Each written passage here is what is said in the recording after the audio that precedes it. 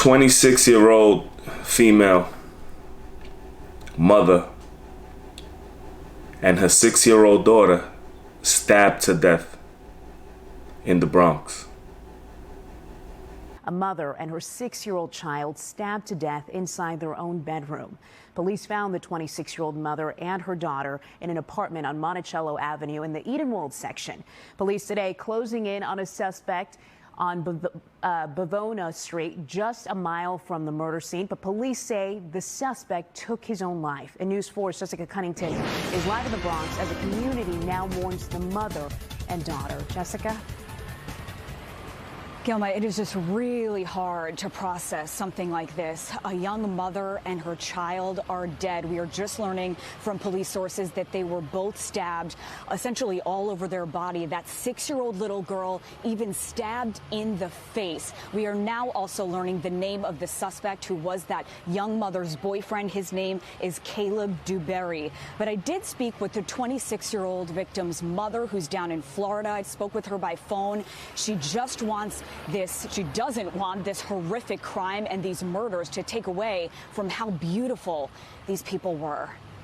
I have to bury my daughter and my granddaughter, and I just gotta wrap my head around right now. A mother and grandmother missing a chunk of her heart tonight, gutted out after police found 26-year-old Gabrielle Muniz and 6-year-old Rosara Estevez dead and stabbed multiple times inside their first-floor apartment here on Monticello Avenue in the Bronx.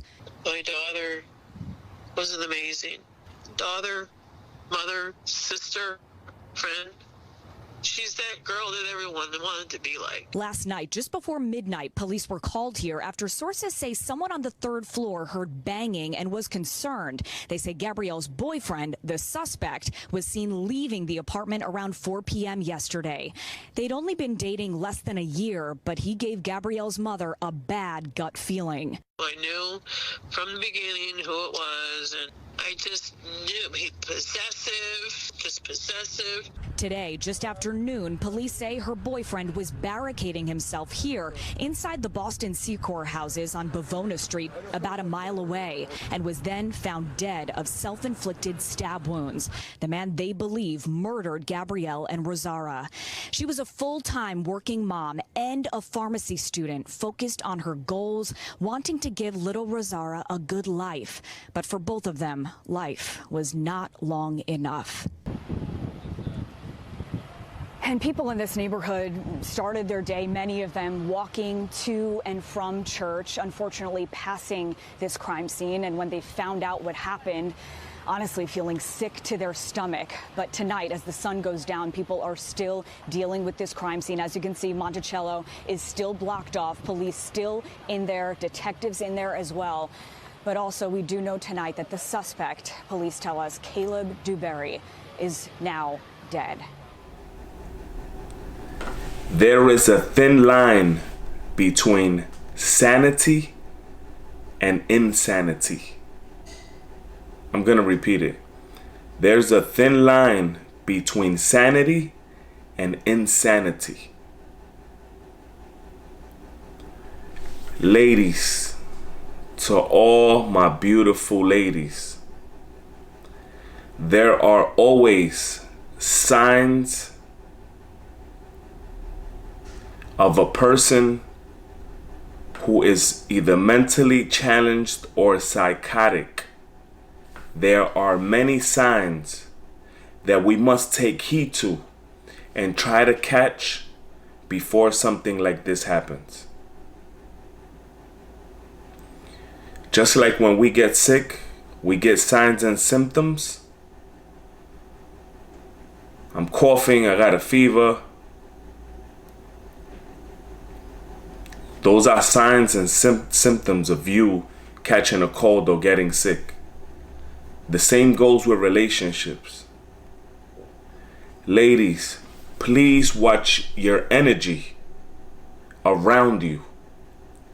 Please, when you opening your heart and your door to your house, make sure that you try to know this person the best you can. The mother of this young lady had a bad vibes with this guy from the beginning. Whether he was psychotic, mentally challenged, there were warning signs, 9 out of 10.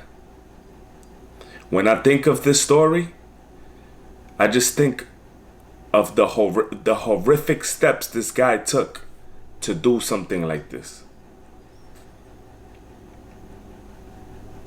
This guy had malicious intent since day one. And he came like a wolf with sheep's clothing. This guy was no good from the beginning. 9 out of 10, the young lady was gonna say goodbye to him. Goodbye, don't come into my life no more. I don't want to be with you no more.